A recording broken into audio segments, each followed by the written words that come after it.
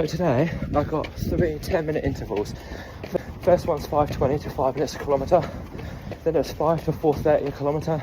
Then there's 4:30 to 4 minutes a kilometre. And 5-minute cool down. But I also want to try and talk about the importance of hamstring training and core training, because they're more important than you know. Yeah, give me a like and a follow, really helps me out. Subscribe and click the bell icon on YouTube, on TikTok, we're on the road to 1,000. Also, while you're at it, go follow me on Instagram at Matthew Booker PT. Love you. Why should you train hamstrings? Well, strong hamstrings have a host of benefits. Helps your leg swing, stops your knee buckling under your body weight, helps create a more efficient toe off, and also helps push some of that load through the calf as well. But also, it helps you with your running form. Most average people will have strong quads, which can play a big impact in their running form. Whereas if you've got strong quads, it can actually aid your running form and make you more efficient. And see, is the name of the game here, especially when it comes to running and running form. We all want to be more efficient with our body. Training hamstrings can actually aid you. My favourite ways to train hamstring: RDLs, Bulgarian split jumps, elevated foot split jumps for plyometric strength. Remember, if you're training hamstrings, pair a strength exercise with a plyometric exercise. You want to keep those hamstrings strong, but you also want to keep those fast twitch fibres going, you know, especially for single leg strength. But that would be my tip. Training your hamstrings, every runner should train their core. You know, training core has a host of benefits, not only for running form, also keeps your guts inside you, but also stops you collapsing forward. And most average people and most people that have back pain, there's a lack of core strength, and it will then make their hamstrings tight because they're sedentary or sitting down, which will then pull their pelvis forward, anterior tilt.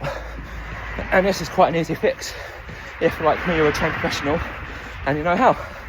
But training core doesn't necessarily mean you're going to get a six-pack.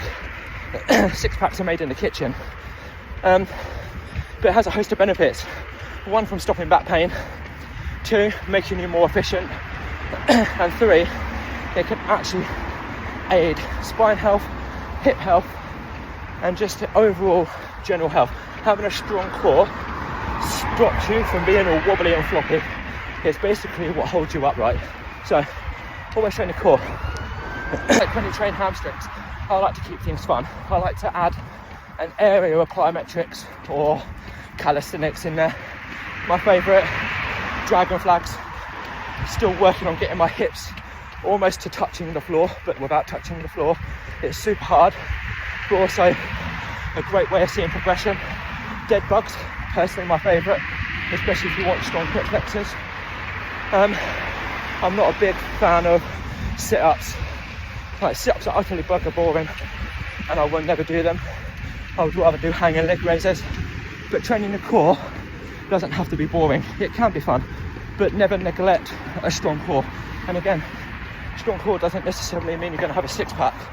You know, six-packs are made in the kitchen. Neglect your hamstrings and core. It will make you a more efficient runner. It will have a better technique with it. Granted, it's not going to fix every issue. Getting in touch with me will help you with that. But having a strong core, it's going to aid you in day-to-day life, especially as you get older. You know, it will stop most of the back issues that will arise in your lifetime. And the same can be said for strong hamstrings. But also, once they're strong enough, you want to keep strong quads too. All-round leg health with an aid towards hamstring biased. And that's it. Last 10-minute interval. And yesterday's hamstrings and core has killed me today, making it hard. But we get it done. It's glorious weather. I'm sweating in a swimming pool. But then don't forget, your body loses 2.5 litres of sweat per hour of exercise. So, and I double layered up, but we're getting it done. At least it's sunny. Don't forget, website's in the description for coaching. Fully qualified running coach, fully qualified strength and conditioning specialist. My passion is coaching and Olympic lifting, as injury ended my career in it. I'm also a rehab specialist, so if you've got an injury that you want to rehab, website in the description. Likewise, if you had an injury that you had in the past that you want to keep in the past and pre-habit, website's in the description. Of training core and hamstrings can lead to a more efficient running form, can aid you being injury free. Obviously, training core can keep lower back issues and back issues away. Be careful with how strong you make your hamstrings, because it can lead to back injuries also. But as long as you're training quads at the same time, 1 or 2 exercises, you won't have a problem with this. But never neglect your core and your hamstrings. They will aid you in the long run. Noel Styles, you're an absolute legend.